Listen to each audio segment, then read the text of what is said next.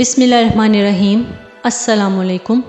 حضرت ابراہیم علیہ السلام اللہ تعالیٰ کے برگزیدہ نبی اور پیغمبر ہیں، جن کو خلیل اللہ کا دوست بھی کہا جاتا ہے۔ تقریباً 4000 سال قبل عراق میں پیدا ہوئے۔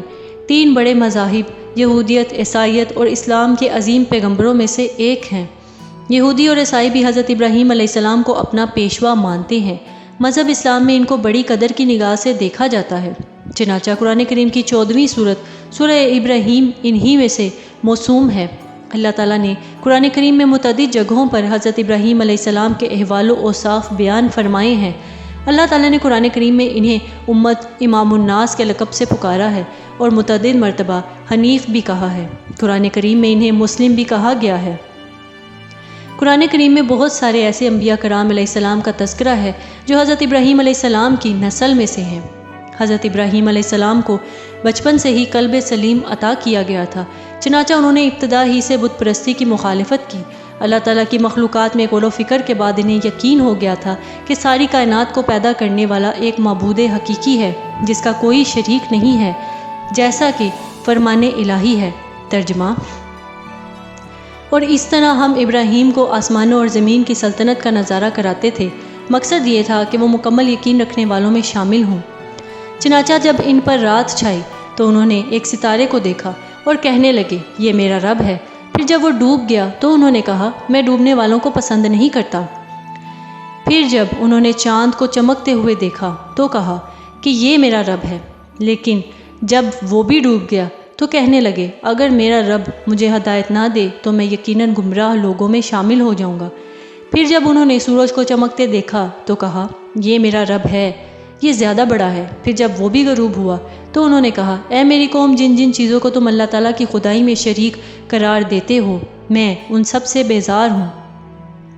میں نے تو پوری طرح یکسو ہو کر اپنا رخ اس ذات کی طرف کر لیا ہے جس نے آسمانوں اور زمین کو پیدا کیا ہے، اور میں شرک کرنے والوں میں سے نہیں ہوں۔ سورۃ الانعام آیت نمبر 74 سے 89۔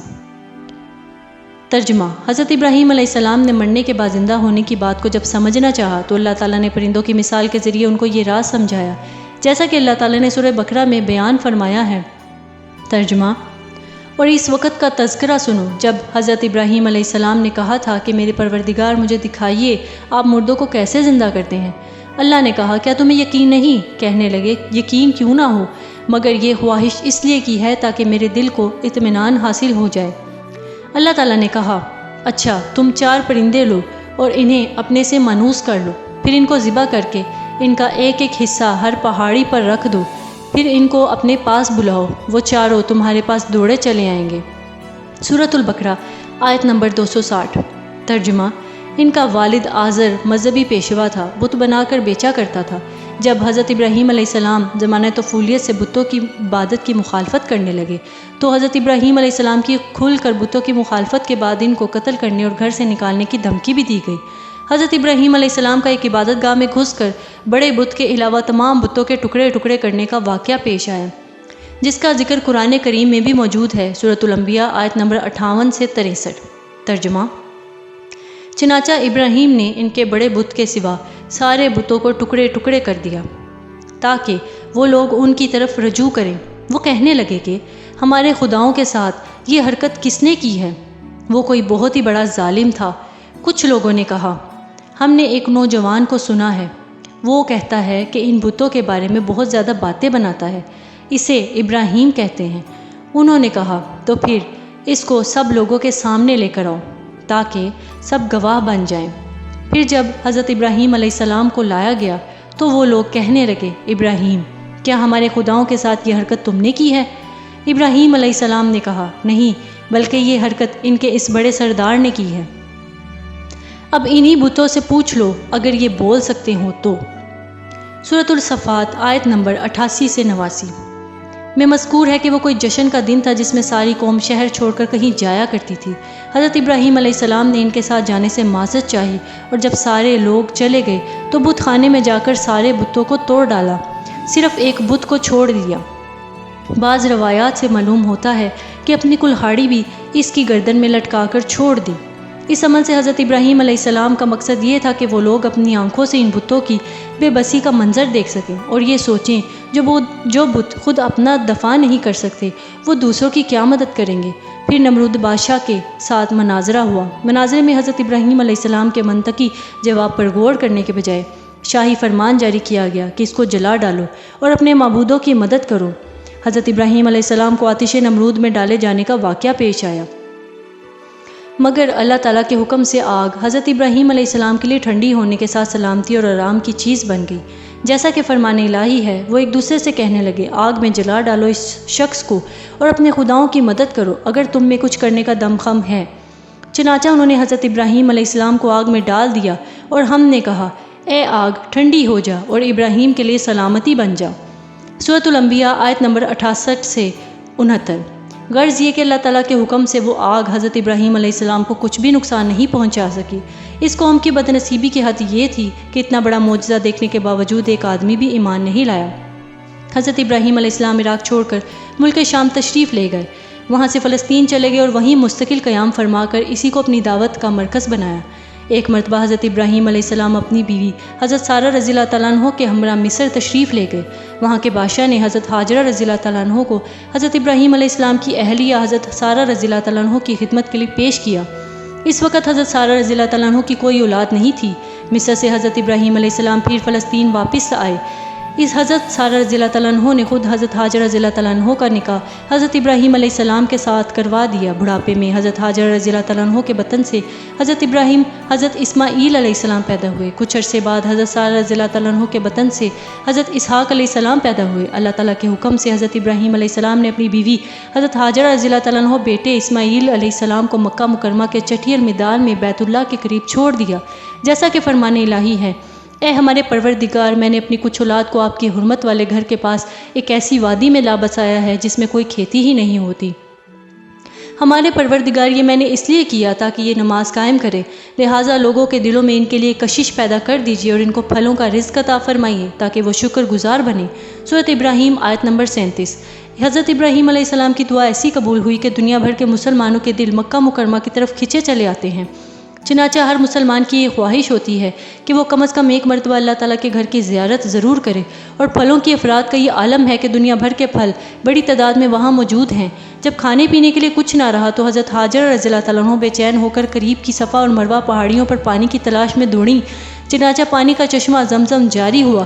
کچھ مدت کے بعد ایک قبیلہ بنو جرہم کا ادھر سے گزر ہوا۔ پانی کی سہولت دیکھ کر انہوں نے حضرت ہاجرہ رضی اللہ تعالیٰ عنہ سے قیام کی اجازت چاہی۔ حضرت ہاجرہ رضی اللہ تعالیٰ عنہ نے قیام کرنے کی اجازت دے دی۔ حضرت ابراہیم علیہ السلام کو خواب میں دکھایا گیا کہ وہ اپنے اکلوتے بیٹے حضرت اسماعیل علیہ السلام کو ذبح کر رہے ہیں۔ نبی کا خواب سچا ہوا کرتا ہے، چنانچہ اللہ تعالیٰ کے اس حکم کی تکمیل کے لیے فوراً فلسطین سے مکہ مکرمہ پہنچ گئے، جیسا کہ سورۃ الصفات میں فرمان الہی ہے۔ پھر جب وہ اپنا لڑکا ابراہیم کے ساتھ چلنے پھرنے کے قابل ہو گیا تو انہوں نے کہا، بیٹے میں خواب میں دیکھتا ہوں کہ تمہیں ذبح کر رہا ہوں، اب سوچ کر بتاؤ تمہاری کیا رائے ہے؟ جب باپ نے بیٹے کو بتایا کہ اللہ تعالیٰ نے مجھے تمہیں ذبح کرنے کا حکم دیا ہے، تو فرما بردار بیٹے اسماعیل علیہ السلام کا جواب تھا، ابا جان جو کچھ آپ کو حکم دیا جا رہا ہے اسے کر ڈالیے، انشاءاللہ آپ مجھے صبر کرنے والوں میں پائیں گے۔ سورۃ الصفات آیت نمبر 102۔